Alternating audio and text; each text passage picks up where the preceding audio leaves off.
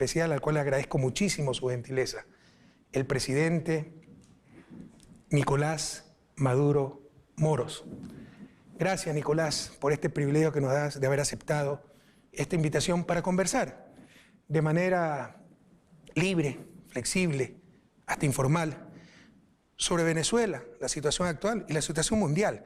Informar adecuadamente, porque también sabemos que Venezuela es víctima de toda una campaña terrible de desinformación. Bienvenido y muchas gracias. Bueno, muchas gracias, Rafael. Bienvenido a tu patria, Venezuela. Y gracias por abrir esta ventana tan prestigiosa, este programa Conversando con Correa, para tener una oportunidad de decir nuestra verdad y de poder conversar, bueno, como siempre, con la mayor sinceridad y la mayor pasión, esa pasión que nos mueve por nuestros países. Gracias. Sí, como decía, hoy Venezuela víctima de una campaña de desinformación, aprovechándose de ciertos problemas, algunos tal vez fruto de errores que todos cometemos, pero otros provocados claramente y por algunas veces las llamadas sanciones, que en verdad son agresiones ilegales contra países soberanos. Pero que muchos olvidan es que era Venezuela antes de Chávez. ¿Quién conocía a Venezuela? Y tal vez desconocen que durante décadas Venezuela fue el principal productor de petróleo del mundo. ¿Dónde fue ese dinero? ¿No? A los condominios en Miami. No quedó para el progreso del pueblo venezolano. Pero es claro que hace algunos años esa Venezuela tan próspera, que era ejemplo de reducción de pobreza, incremento de la equidad, disminución de la desigualdad, siempre ejemplo de dignidad, de soberanía, ha tenido graves problemas. ¿Qué pasó, Nicolás? Bueno, han pasado muchas cosas. La pérdida física de nuestro comandante y líder, Hugo Chávez, fue un golpe muy grande, no solamente un golpe político, espiritual, moral, nacional, sino fue un golpe a la región entera. Desde que el comandante Chávez se enfermó, los enemigos del proyecto bolivariano, del proyecto revolucionario, fueron haciendo planes. Los enemigos internos, pero sobre todo el poder imperial de los Estados Unidos empezó a proyectar un conjunto de fórmulas para sustituir el chavismo, para acabar el fenómeno del chavismo.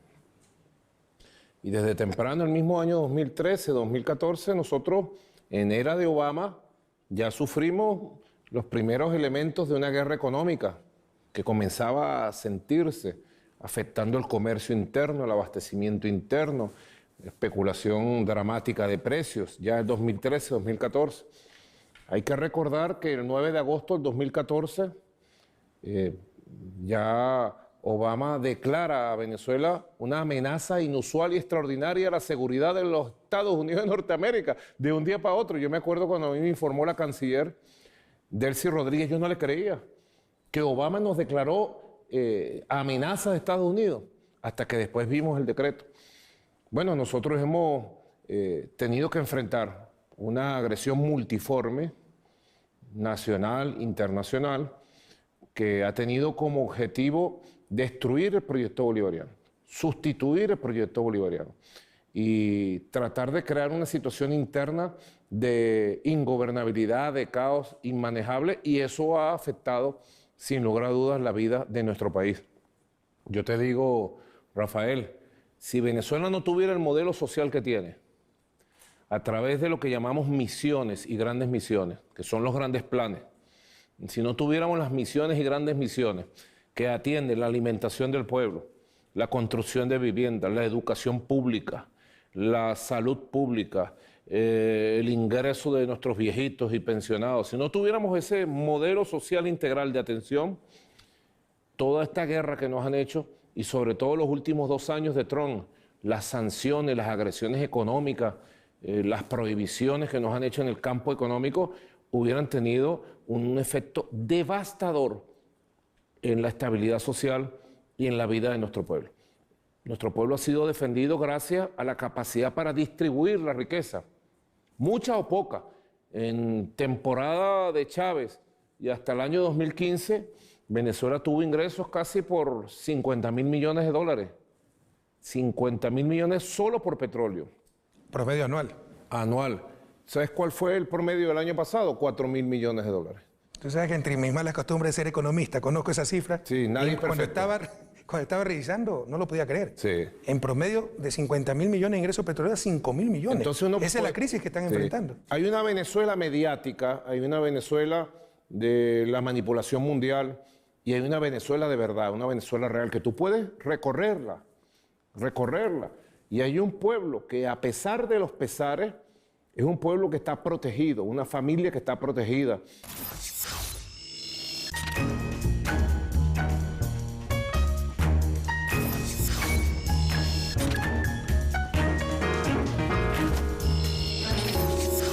Por eso te digo, con grandes ingresos tuvimos un tiempo de prosperidad, de crecimiento del consumo, del crecimiento de la economía. Y con muy bajos ingresos, producto de la guerra económica y sobre todo de las sanciones criminales del gobierno de Donald Trump, hemos logrado también crear un sistema de protección, de distribución de la riqueza que verdaderamente yo digo es milagroso. Hay una Venezuela de verdad que hay que aprender a entenderla, que hay que comprenderla a profundidad. Y en esa Venezuela de verdad, yo te digo, nosotros hemos logrado subsistir, hemos logrado sobrevivir los embates más terribles que en 6 años se nos han hecho con las sanciones norteamericanas. Tú mencionaste que la partida de Hugo Chávez, que fue un entrañable amigo y un extraordinario ser humano, ¿no? Y de esos líderes históricos que tienen que aguantar tanta difamación, tanta distorsión de la realidad, su partida fue un golpe muy duro. Y yo creo que los líderes, sobre todo en países tan poco institucionalizados como los países en vías de desarrollo, son importantes. Hoy se quiere satanizar hasta eso. Y son los mediocres los que pueden satanizar el liderazgo. También hay un gran doble estándar, una gran doble moral, ¿no? Si Evo Morales lleva cansándose de ganar elecciones 13 años en Bolivia, es un caudillo y Bolivia es una dictadura. Si Angela Merkel lleva 14 años en Alemania, es una lideresa, y Alemania es ejemplo de democracia madura y estable, ¿no? El doble estándar. Los líderes son importantes, pero todos debemos ser necesarios, nadie debe ser imprescindible. Un proyecto político tan importante como el proyecto bolivariano en Venezuela podía depender en esa magnitud de un solo hombre, así sea una persona para mí extraordinaria como fue el comandante Hugo Chávez. Yo creo que el comandante Chávez tenía conciencia de todo el papel que debe jugar un líder, un jefe. Comandante Chávez, un líder extraordinario, no solamente de Venezuela, de América Latina, del Caribe y del mundo. Y tenía muy claro su papel como jefe, constructor de un movimiento revolucionario. Y te digo, Rafael, logró construir elementos claves, logró construir un Estado, un nuevo Estado, con la Constitución del 1999. Logró construir de manera muy avanzada un partido y una coalición de partidos con bases reales, con liderazgo, con fuerza real. Logró construir un liderazgo de acompañamiento, Rafael, un liderazgo colectivo. Mucha gente se preguntará, ¿cómo después de todo lo que ha sucedido la revolución bolivariana está en pie y está victoriosa en medio de las circunstancias más difíciles que tú puedes ver en las calles de Venezuela? Tú verás a un pueblo de pie y a una revolución en el poder con legitimidad real. Nosotros, yo siempre digo, somos de verdad. Nosotros somos como esta madera, de verdad, con fuerza propia, legitimidad propia. Y eso en buena parte se explica, Rafael, porque el comandante Chávez formó a una generación de líderes y lideresas que lo acompañaban con mucha conciencia en un liderazgo colectivo y permitió en aquella emboscada que la vida nos dio, con la enfermedad repentina y la partida física del comandante Chávez, permitió tomar el relevo y avanzar. Este no es un problema, yo siempre lo digo, de un hombre, ¿no? Este no es un problema, y Chávez lo decía, de Chávez, no, es un problema, un asunto de un proyecto histórico que existe, de un pueblo, el proyecto de Bolívar. Y yo lo digo hoy, esto no es un problema de Maduro, que Maduro está, que Maduro no esté, no es un problema de Maduro. Yo tengo mi responsabilidad y las asumo firmemente, fieramente diría, ¿no? Pero aquí hay un pueblo, aquí hay una fuerza política, aquí hay una fuerza armada nacional bolivariana, aquí hay un liderazgo colectivo. Y si Maduro está o no está, la revolución seguirá. Eso es una conclusión ¿Mm? Nadie le creyó al comandante Chávez que él partiendo, yéndose con el papel tremendo de liderazgo, de carisma, de presencia que él cumplía, la revolución se pudiera mantener. Hemos tenido dificultades tremendas, embates tremendos de los poderes de la derecha oligárquica del mundo, del imperio norteamericano. Pero aquí estamos de pie y con muchas posibilidades, Rafael. No te lo digo con un optimismo exacerbado, pero yo te lo digo, con muchas posibilidades de tomar la senda del crecimiento, del desarrollo y la recuperación, que es la senda que vamos a tomar más allá de las sanciones, de los bloqueos y de las agresiones.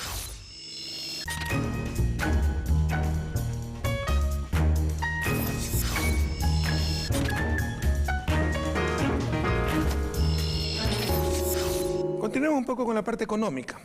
Tú lo dijiste, ¿no? Los ingresos brutos que hasta hace un par de años, en promedio, ingresos brutos petroleros eran 50.000 millones, se han reducido a una décima parte. Y obviamente, pues eso complica muchísimo las cosas. Has hablado de distribuir riqueza, producción, pero para eso hay que generar producción primero. ¿Cuál es la situación económica de Venezuela? ¿Cómo esperan superarla? ¿Qué pasó? ¿Qué va a pasar en el futuro? La situación es complicada, porque como tú dices, bueno, las sanciones económicas y la persecución del imperio estadounidense ha puesto grandes restricciones a los procesos económicos internos, ¿no? Debe saber el mundo, como tú sabes, que Venezuela tiene una persecución financiera mundial. Se nos han confiscado, se nos han robado casi 30.000 millones de dólares. Venezuela en el mundo no puede abrir o cerrar cuentas bancarias, no puede pagar ningún tipo de producto. Y ahora se nos amenaza con un bloqueo naval completo. Claro, esto nos ha obligado a construir una economía de la resistencia. Y de la economía de la resistencia ir pasando a una nueva fase de una economía autosustentada, autónoma. Porque Venezuela, un país consumista, importaba el 80% de todo lo que necesitaba para sus procesos industriales, para sus procesos económicos, para sus procesos comerciales. Venezuela dependía del 80% de toda la importación para poder activar el aparato económico interno. Hoy estamos en un proceso intenso de sustitución de importaciones con ciencia, tecnología e innovación nacional, de sustitución de piezas, partes y de activación de motores económicos reales de la economía, para ir encadenándonos con una nueva dinámica de desarrollo, producción. Hemos puesto prioridades fundamentales, Rafael, de una economía de resistencia, agredida, asediada. Prioridad 1, el alimento del pueblo. Producir todo el alimento del pueblo, estamos obligados a hacerlo en Venezuela. Y hoy por hoy te puedo decir que las metas de este año me hacen ser optimista de que vamos a lograr con los sistemas de producción y distribución atender a más de 6 millones de familias que atendemos de manera directa con los programas subsidiados de alimentos. En segundo lugar, un elemento que nos han golpeado fuertemente en el tema de las medicinas. Venezuela tiene una industria productora de medicina, laboratorios de primer nivel de tecnología y los estamos adecuando para que puedan cubrir toda la demanda interna nacional.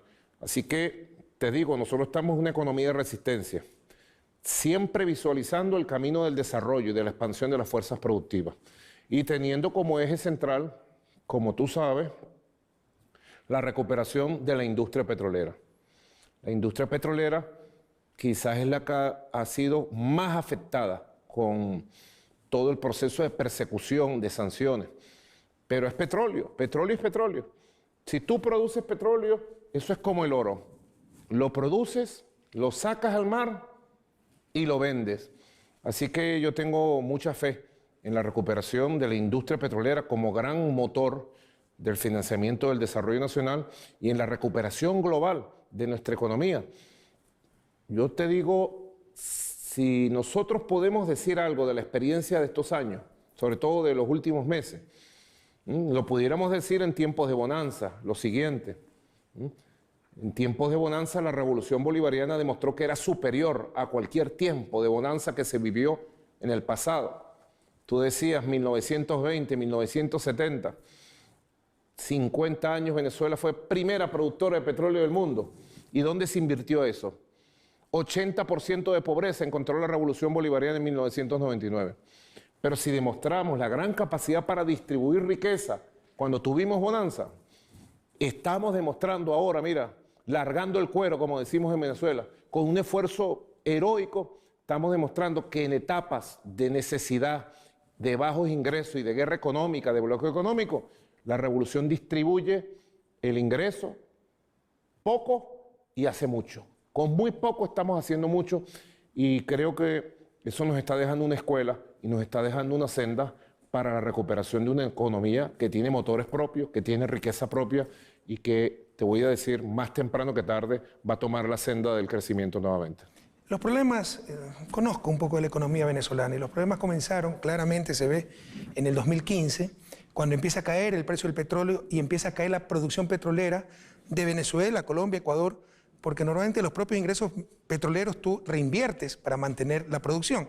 Cuando hay escasez es difícil reinvertir o invertir recursos, pero empiezan a recuperarse los precios un poco, se abren los mercados financieros, se accede al crédito y países como Ecuador, Colombia recuperan su producción petrolera, pero Venezuela no lo hace, porque empiezan a surtir efecto, aunque todavía no eran oficiales muchas de las medidas, las sanciones contra Venezuela, por el decreto ejecutivo Obama, no para cualquier efecto práctico, empiezan a surtir efectos, perdóname la redundancia, ya ciertas medidas, ciertas limitaciones, y no puede recuperar la producción petrolera Venezuela. Eso, añadido a la caída de los precios, reduce drásticamente el ingreso petrolero.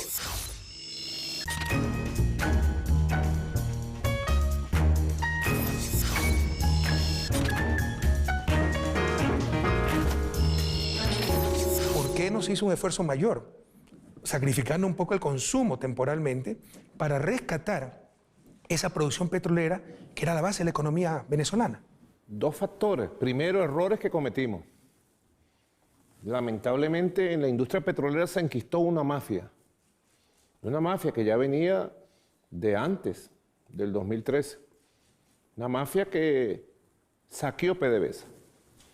Un grupo que tenía todos sus tentáculos metidos en los procesos productivos de comercialización, en las inversiones. Y esa mafia trabajaba para sí mismo, no para el país. Pero perdóname, después de casi 20 años de la Revolución Bolivariana. Sí, para que tú veas cómo es capaz de reproducirse la ideología de la corrupción, del grupalismo, de los grupos económicos. Claro que sí. Se fue descomponiendo en época de prosperidad, de inmensas riquezas, de inmensos ingresos. De hecho, eso me llevó a mí, Rafael, eso no se conoce en el mundo casi. Eso me llevó a mí a dirigir una investigación en conjunto con la Fiscalía General de la República y a descubrir, bueno, una putrefacción total. Hay decenas de detenidos, incluyendo 2 exministros y 2 expresidentes de PDVSA.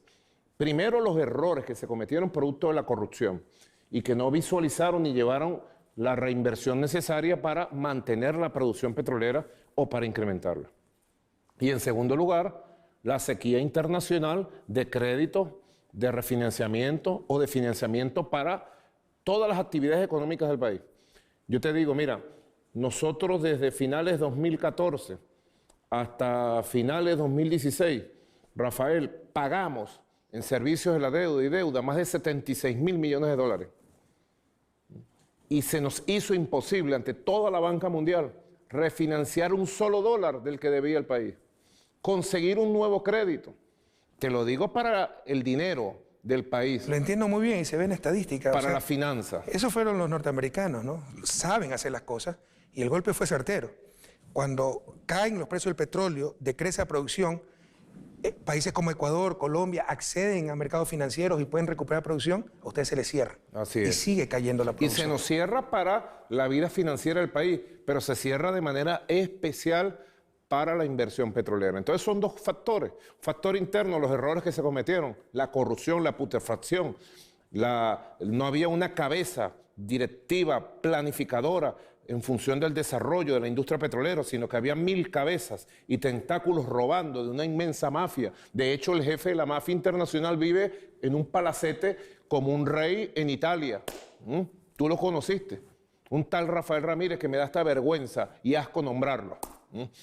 Eso es un primer elemento. Y segundo elemento, la guerra financiera internacional, que no era como en tiempos de Trump. En tiempos de Obama era con la sonrisita. Era el Obama sonriente que saludaba al mundo y le metía la puñalada a Venezuela en estos procesos. Ahora nosotros padecimos... Gracias a Dios era Premio Nobel de la Paz, ¿no?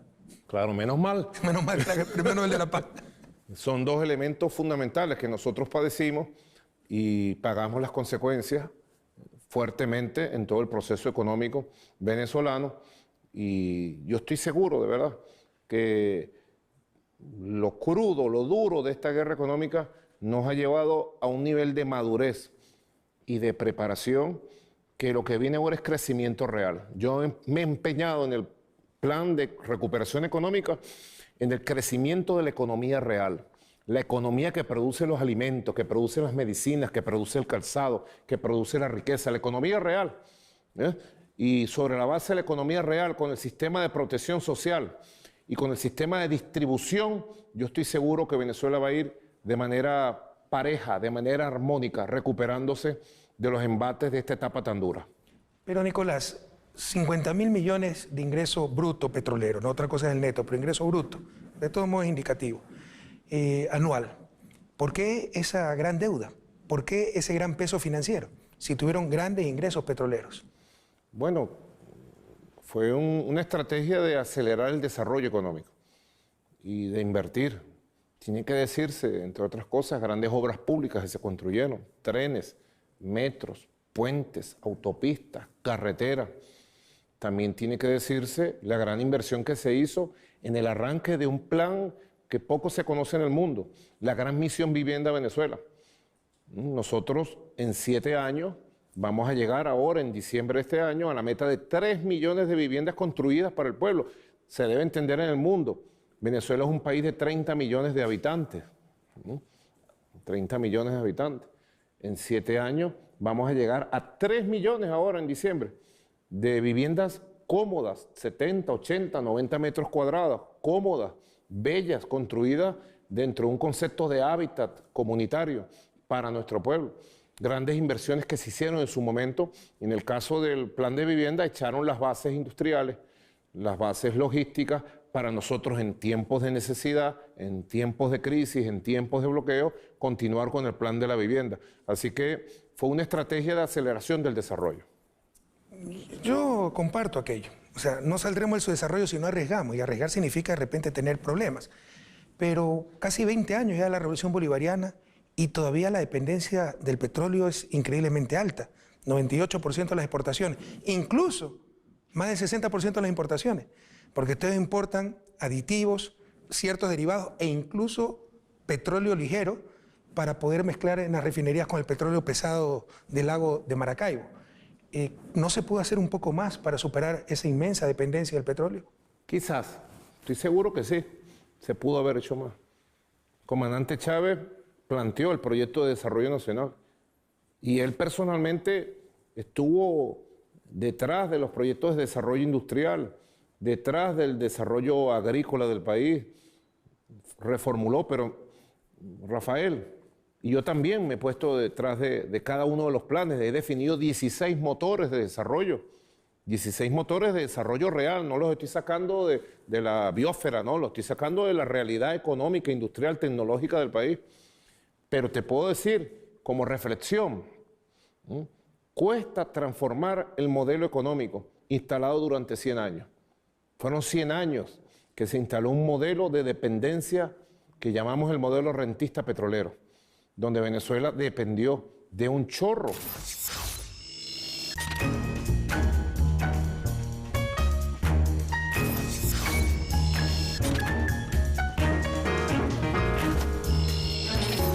Y toda la vida económica, comercial, toda la vida social, política del país se desarrolló alrededor de la cultura rentista petrolera y se abandonó totalmente, se mutiló la cultura productiva en el campo agrícola, en el campo industrial. Prácticamente el aparato industrial que en Venezuela se instaló durante todo el siglo XX tenía como base la renta petrolera. meterle la mano a la renta petrolera para importar componentes y hacer procesos industriales terminales dentro del país. Así que ha costado el proceso de transformación. Yo he venido planteando, el tiempo del modelo rentista petrolero se acabó, pero por vías reales, ya la realidad, se acabó. O vamos a un nuevo modelo productivo, diversificado, que permita desarrollar de manera armónica nuevos motores de creación de riqueza y satisfacción de necesidades, o vamos. Prácticamente no tenemos alternativa, solamente tenemos una opción, el desarrollo de un nuevo modelo. Creo que en la historia de los pueblos, te lo digo como experiencia de Venezuela, solamente con situaciones casi terminales como las que estamos viviendo en el campo económico, es cuando se dan los grandes saltos históricos. Estamos en el momento de un salto histórico. El salto histórico de un viejo modelo rentista, de una vieja cultura dependiente del petrodólar, a una nueva cultura productiva de creación de riqueza que diversifique la capacidad productiva, tecnológica, de innovación del país. Pero, presidente, este es un conversatorio, ¿no? Y con la confianza que te tengo, tengo que decirte, el modelo rentista continúa. En Venezuela es prácticamente gratis, literalmente gratis la gasolina, por ejemplo. Se depreció tanto el bolívar que un litro de gasolina cuesta algo infinitesimal. Un tanquero... Se paga por echarlo. Un tanquero, o sea, se le paga la propina al que te distribuye gasolina. Un tanquero que podría costar en Colombia $100.000, ¿no? Con el costo de la gasolina en Venezuela cuesta 25, 40 dólares. Estamos regalando, por ejemplo, la gasolina, riqueza nacional, un recurso no renovable. ¿Qué se puede hacer al respecto? Rectificar esa situación. Ahora, no es fácil porque a un factor fundamental de rectificación, como la rectificación del tema del cobro de la gasolina en Venezuela, por ejemplo. En Venezuela la gasolina no es gratis, ¿no? El Estado paga por echársela a la gente. Es peor. O sea, es gratis para el público, para los ciudadanos, no para el Estado. No, por eso, correcto. Ahora, siempre hay que poner sobre los factores la situación política de un país. O sea, una decisión de esas características, la instalación de un nuevo sistema de precios y de cobro de la gasolina, que tendrá que venir más temprano que tarde, tiene que tomar en cuenta, bueno, que nosotros nos enfrentamos a una gran conspiración internacional, de conspiración permanente que pretende utilizar cualquier factor político, cualquier factor económico, cualquier factor social para generar violencia, para generar las condiciones para la intervención del país. Nosotros estamos en este momento amenazados, Rafael, como tú lo sabes, de una intervención militar, de un bloqueo naval militar y de 1000 formas de agresión política, económica, por el imperio más poderoso del mundo. Así que tenemos que pensar bien las cosas, cuándo hacerlas, cómo hacerlas. Quizás eso ha retardado la rectificación de elementos claves como la crítica que tú nos haces sobre el precio de la gasolina y su subsidio. Lenin decía, la política es economía concentrada. Tarde o temprano esa situación económica... Ulianov, ¿no? Sí. Así, el buen Lenin. Tiene impacto en la parte política, pero es claro, ¿no? La gente tal vez no conoce y consume lo que le dicen los medios de comunicación, que no informan sino manipulan, pero Venezuela no tiene sanciones, tiene agresiones, ¿no? Incluso si fueran sanciones, ¿con qué derecho? ¿En función de qué marco legal internacional? Tan solo abuso e imposición de un país hegemónico, una agresión contra un país soberano. Nadie puede aceptar algo así. Inclusive, Rafael, yo digo lo siguiente.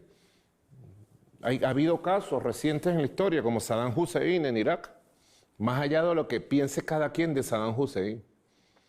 Después de la Primera Guerra, del año 90, 91, el Consejo de Seguridad de Naciones Unidas tomó sanciones económicas, comerciales y financieras contra Saddam Hussein e Irak. El Consejo de Seguridad no fue un país que lo hizo de manera unilateral. Y fue el propio Consejo de Seguridad que después abrió una compuerta para que Saddam Hussein pudiera comprar medicinas, insumos y alimentos a cambio de tanqueros petroleros. Se llamó petróleo por medicinas, petróleo por alimentos. Venezuela no tiene sanciones del Consejo de Seguridad. Venezuela tiene una agresión a través de sanciones ilegales, unilaterales de Estados Unidos, y no tiene ni siquiera en este momento la compuerta. Por eso yo digo algo que no es exagerado. No es exagerado, Rafael, y lo digo aquí en tu programa tan prestigioso. Donald Trump tiene una especie de obsesión y de odio contra el pueblo latinoamericano en general, contra los refugiados, contra los migrantes, pero tiene un odio especial contra el pueblo de Venezuela, contra nuestra historia. Y Donald Trump está agrediendo con ese odio al pueblo de Venezuela. Yo lo comparo con la era de Hitler, con lo mismo, la misma visión que impuso Hitler contra los judíos, contra el pueblo judío de Europa antes de la guerra, antes del año 39. Donald Trump está agrediendo a Venezuela peor que Hitler agredió al pueblo judío.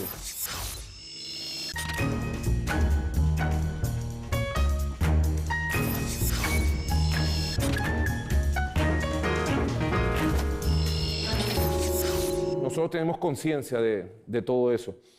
Y por eso te digo, de manera muy firme, te lo digo, dificultades tenemos, necesidades tenemos, pero lo que nos sobra es voluntad, moral, ganas de luchar por nuestro país y además porque vamos viendo todos los días resultados. A veces un resultado pequeño, parcial, a veces tenemos un retroceso en el campo de la recuperación económica, pero yo estoy seguro que el modelo económico que estamos armando, junto al modelo social proteccionista, socialista, solidario, cristiano que tenemos en el país, nos va a dar un resultado a mediano plazo de una recuperación armónica y sostenible en el esfuerzo y riqueza de Venezuela. El mundo tal vez no entiende lo que son las sanciones, porque escuchan sanciones, ¿no? ¿Qué significará aquello? Imaginen un país que no pueda vender su principal producto, petróleo, y que si lo pudiera vender y tuviera algo de divisa, con eso no puede comprar nada porque no puede utilizar el sistema financiero internacional. Eso es lo que le ha hecho a Venezuela. Y por sancionar a un gobierno sin ningún derecho, están sancionando a la población. Indudablemente, Nicolás, la pobreza ha aumentado, los salarios se han pulverizado, hay emigración de venezolanos a diferentes partes de América Latina.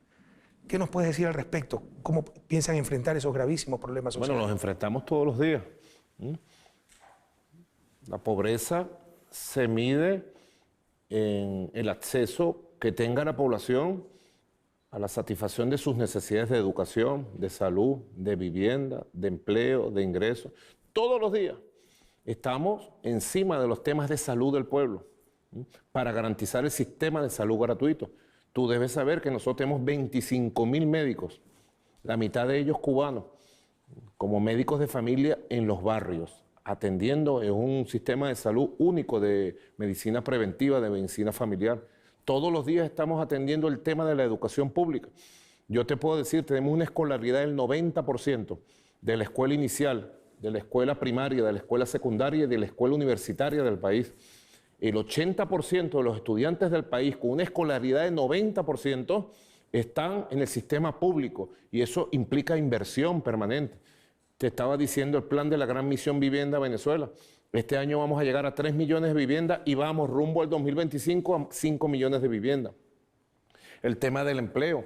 Hemos mantenido un nivel estimable, importante, de empleo. ¿Tienen pleno empleo ustedes? ¿No hay desempleo? Casi pleno empleo. En Venezuela. Y a través de un sistema... Pero el problema son los salarios, ¿no?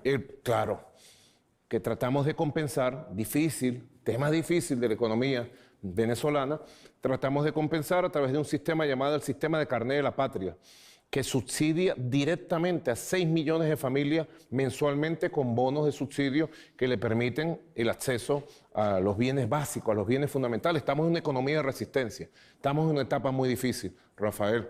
Sobre el tema de la migración, se ha mentido mucho. Se ha tomado un fenómeno nuevo, totalmente explicable, de venezolanos y venezolanas, sobre todo profesionales y clase media popular, que han buscado alternativas fuera del país, muchas veces atraídos por una campaña en las redes sociales ofreciendo vente para Lima, vente para tal sitio y tendrás trabajo, tendrás oportunidades. Muchas veces va a ser una campaña engañosa, se ha ido mucha gente del país y se ha aprovechado este tema de la migración, primera vez que tenemos un proceso de migración, para exagerarlo. Se ha dicho que se han ido 3 millones, 4 millones. En estos días, John Bolton, este personajillo, tan fracasado y tan negativo para la historia de Estados Unidos y de América Latina. No, decía que eran 5 millones. Nosotros tenemos nuestras cifras. Este año se va a hacer el censo, ahora en el segundo semestre, el Censo Nacional de Población que corresponde a este año, y nosotros tenemos nuestras cifras, ¿no? De entre 300.000 a 700.000 venezolanos han salido en los últimos 3 años. Y eso se ha exagerado, porque por primera vez hay venezolanos trabajando en Quito, en Lima, en Argentina. Ahora, es explicable, un país que es sometido a un nivel de tensión, de agresión, yo diría que nunca vista en nuestra región. Bueno, es una opción, la migración termina siendo una opción para liberar de esas tensiones económicas y sociales al país.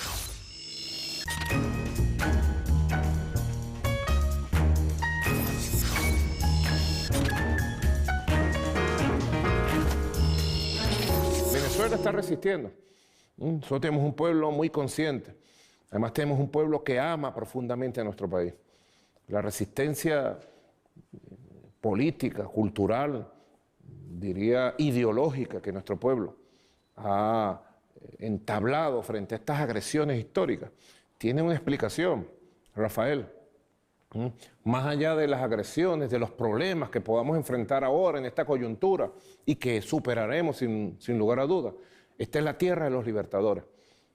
Y en la sangre nuestra corre esa sangre. Hay un ADN que marca genéticamente esa rebeldía, esa fuerza que tiene el pueblo de Venezuela.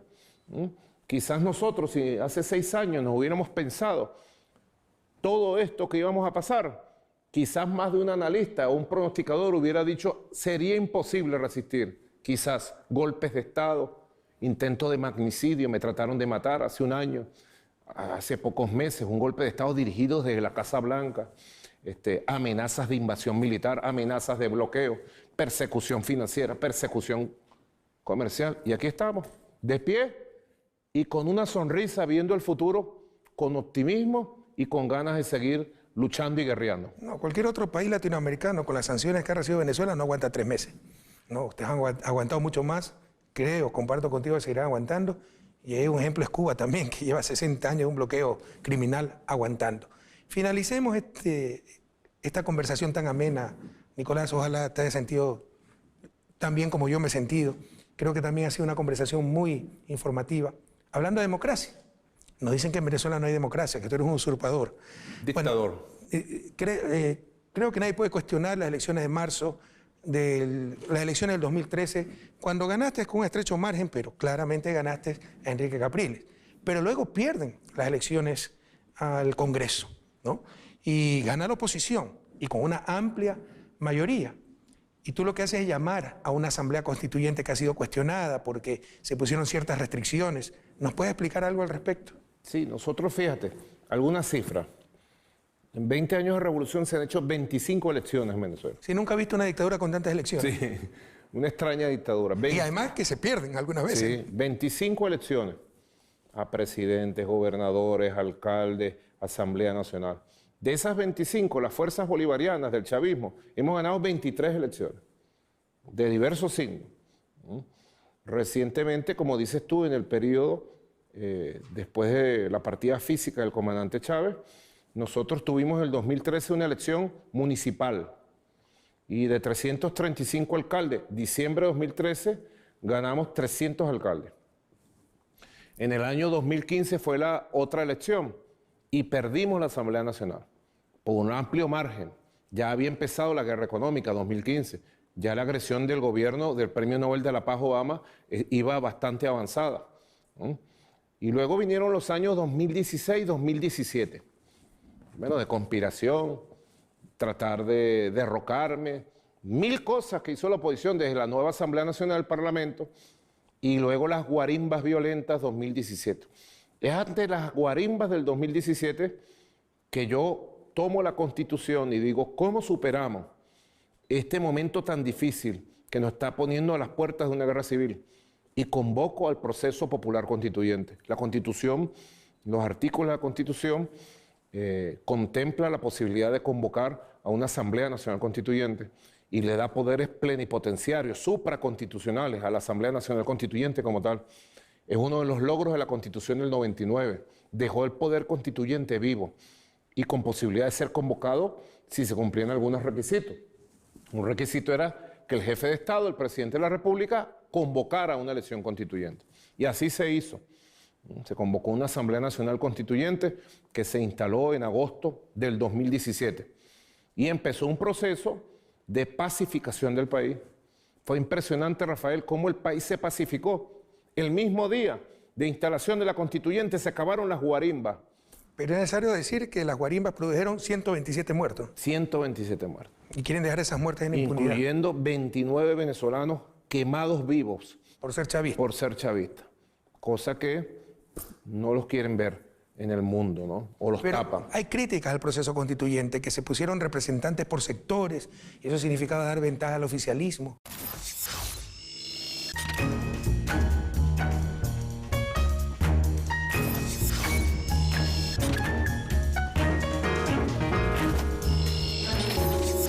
No, eso es una belleza, yo lo diría, es al revés. Más que una crítica, es una ventaja, ¿no? Es una constituyente de carácter social. Ojalá en el mundo, yo estoy seguro que en la evolución del pensamiento político progresista del mundo, dentro de 30, 50, 100 años, muchas de las cosas que hoy estamos haciendo para llevar adelante por la vía democrática, constitucional, pacífica, la revolución bolivariana, para sortear los obstáculos, servirán como referencia. Uno es esta, ¿eh? Porque los sectores sociales eligieron sus delegados constituyentes. Los trabajadores y las trabajadoras votaron por sus constituyentes. Los adultos mayores, los pensionados, votaron por su constituyente. Las mujeres votaron por sus constituyentes, ¿no? Los sectores de la diversidad sexual votaron por su constituyente. Todos los sectores votaron por su constituyente. Quiere decir, más de 8 sectores eligieron sus propios constituyentes que representan a su sector dentro de la Asamblea Nacional Constituyente. Ahora, la Asamblea Nacional Constituyente es un poder que le ha permitido una gran estabilidad al país. De hecho, el golpe de Estado que intentaron el 30 de abril pasado, pretendía, como una de sus primeras medidas, pretendía intentar disolver la Asamblea Nacional Constituyente. Las últimas declaraciones de mis amigos John Bolton y Olio Abrams, con los cuales me reúno normalmente, también apuntan a controlar la Asamblea Nacional Constituyente. La Asamblea Nacional Constituyente es un poder estabilizador del país y va a funcionar hasta diciembre del año 2020 y seguramente será protagonista de los próximos procesos electorales, como el proceso de elección del Parlamento Nacional, que de acuerdo a la Constitución estamos obligados a convocar para el año que viene, el año 2020. Y llegó el año 2018, elecciones presidenciales, mayo me parece. Mayo. Fue observador. 20 de mayo. Tuvieron la gentileza de invitarme como observador de esas elecciones. Nadie puede cuestionar la transparencia de las elecciones, del proceso, extremadamente bien organizado, barristes a nivel de voto popular, pero la participación fue menos del 50%, la más baja tal vez en historia reciente de Venezuela, pero mucho más alta que países europeos y otros países incluso de la región. Sin embargo, se cuestiona, hubo candidato de la oposición, Henry Falcón, pero se cuestiona que se impidió participar a los principales líderes de la oposición. Bueno, este es el mundo al revés que decía Galeano. La oposición estuvo durante el año 2015, 16, 17 pidiendo adelanto de elecciones presidenciales ya, adelanto de elecciones presidenciales. Y llegó el año 2018, que era el año de las elecciones presidenciales. Y en una mesa de diálogo que tuvimos en República Dominicana con ellos, se fijó hacer en el primer cuatrimestre del año. Cuando se iba a firmar el acuerdo con ellos, se levantaron del acuerdo y la fecha de las elecciones quedó fijada para el 20 de mayo. Respondiendo, porque esas elecciones pudieron haber sido en diciembre, como normalmente se han hecho, o en octubre, a finales del año. Pero el adelanto de las elecciones para mayo fue una exigencia de 3 años de la oposición y fue una exigencia de la oposición en la mesa de diálogo de República Dominicana. Ellos se levantan, Rafael, por un mandato, por una llamada del antiguo secretario de Estado, Tillerson, al jefe negociador Julio Borges, que estaba en República Dominicana, donde el gobierno de Donald Trump le dice que no deben participar en las elecciones.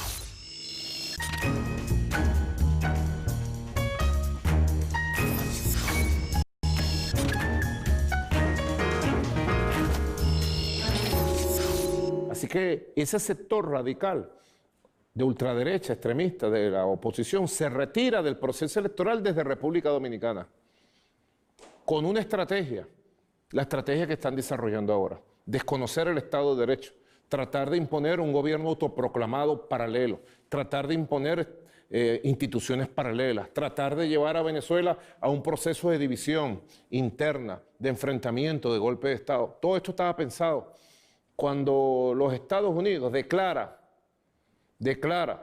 en febrero 2018, todavía no se había levantado a la mesa de diálogo, cuando los Estados Unidos declara que no reconocerá ninguna elección presidencial en Venezuela, es porque ya tenía una estrategia de máxima presión, de máxima agresión y de intentar reventar la vida política interna. Por eso es que las elecciones del 20 de mayo, con la participación de otros candidatos, entre ellos Henry Falcón, la participación de un importante candidato de los sectores evangélicos de la oposición, de apellido Bertucci, fue un acto prácticamente heroico de la institucionalidad nacional.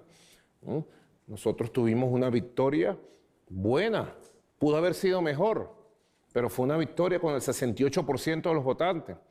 Y cuando sacamos el estimado, los expertos electorales nuestros, nosotros sacamos más del 32% de los inscritos en el registro electoral, lo cual va muy lejos de lo que sacó Donald Trump, de lo que sacó el primer ministro de entonces en el Reino Unido, de lo que sacan todos estos primeros ministros no tienen ningún tipo de moral ellos. La revolución bolivariana, Rafael, nuestro gobierno tiene una legitimidad de origen, una legitimidad popular, una legitimidad ética, moral, real. Si no, no estuviéramos aquí. Nosotros no nos sostenemos por actos de fuerza o actos de poder. Nosotros nos sostenemos por una conciencia, por el funcionamiento de un Estado, por el funcionamiento de una sociedad, por una legitimidad real. Si hoy hubiera elecciones en Venezuela, está pendiente la convocatoria de elecciones para el Parlamento. Te digo, si hoy hubiera elecciones en Venezuela, con toda la situación que tú has descrito aquí a nivel económico, nuestras fuerzas bolivarianas tendríamos la mayoría de la nueva Asamblea Nacional. Triunfaríamos en cualquier elección. Si hubiera... Han ganado las 3 últimas elecciones, ¿no? Presidenciales, gobernadores, municipales. Te digo más, si aquí hubiera elecciones presidenciales, como en el 2018, y la oposición toda participara, nosotros le ganaríamos. Con votos tenemos legitimidad real. La revolución nunca le han regalado nada desde el norte, desde el imperio, desde la derecha del mundo. Nosotros todos nos hemos ganado con esfuerzo, con votos, con trabajo. Y eso es lo que nos da la fortaleza, el músculo que tenemos por el ejercicio democrático, por el trabajo diario, por el ejercicio de la soberanía popular. Muchos errores hemos cometido, debilidades tenemos, problemas tenemos, como arroz, claro que sí tenemos, pero nadie nos puede quitar, como decía el comandante Chávez, lo bailado. Lo que hemos ganado, 23 elecciones de 25, las hemos ganado por la calle del medio. Y las elecciones que vengan, próximo año, en el 2021, en el 2022, todas las elecciones, seguiremos nosotros por la senda del triunfo, por la única vía que sabemos, las elecciones, los votos. Y llegó enero del 2019, te tocó iniciar, posesionarte para tu nuevo sexenio, después de ganar las elecciones del 2018, pero empezó también una ofensiva terrible de la oposición desconociéndote. Los argumentos nunca estuvieron claros, sencillamente que no les gustó el resultado de las elecciones. Pero se dio algo bastante folclórico, muy peculiar. No creo que haya precedente en el mundo de un congresista que sacó 60.000 votos, que en una calle se proclamó presidente de la República. Pero lo más extraordinario, pues todo el mundo tiene libertad de expresión, tiene derecho a ser ridículo, pero lo más extraordinario es que fue reconocido por decenas de países, y empezando por Estados Unidos, porque no le gustaba el sistema político venezolano, el resultado de las elecciones. Trump perdió el voto popular. Te imagínate, esto es cuestión de fuerza. Si Latinoamérica fuera más fuerte, dice, bueno, para nosotros es que el presidente es el que gana el voto popular, así que es Hillary Clinton. O sea, no tienen derecho a hacer eso, pero lo hicieron, ¿no? Y reconocen a Guaidó, eso ha creado mayores problemas. ¿Qué tienes que comentarnos al respecto? ¿Qué fracasaron? La estrategia de gobierno paralelo, de poder paralelo, apoyado por el gobierno de Estados Unidos y por sus gobiernos aliados en América Latina, del Grupo de Lima, fracasó, fue inviable. Yo no lo podía creer, hasta la Europa de las luces, de la ilustración, reconociendo un tipo que en una calle se proclamó presidente sin haber ganado ninguna elección presidencial. Rafael, No lo podía creer. las oligarquías europeas que tienen el poder de verdad son aliadas carnales del poder estadounidense, aliadas carnales. Y a Europa, Donald Trump le ha impuesto su política extremista contra Venezuela. Lamentablemente, Europa está de rodillas en cuanto al tema Venezuela, a la política extremista que los llevó al fracaso.